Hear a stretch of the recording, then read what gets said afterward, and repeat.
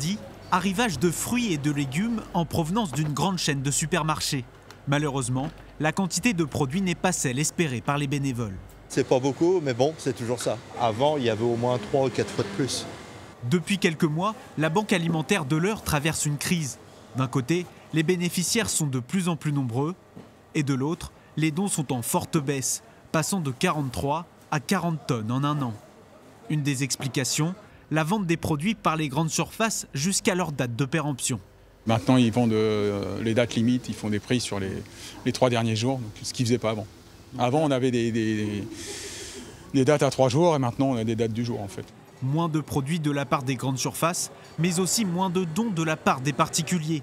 Si les essentiels pâtes et riz ne manquent pas, il est quasiment impossible de trouver pour la Banque alimentaire du café ou du chocolat à cause de l'inflation.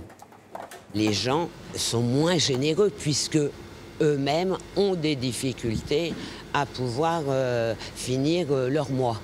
Donc c'est compliqué.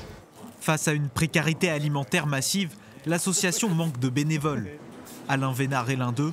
Pour lui, un peu d'aide serait la bienvenue.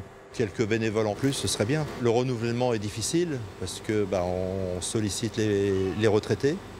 Les retraités présents vieillissent, donc ils viennent quand ils peuvent, quand ils peuvent dans le temps et quand ils peuvent physiquement aussi.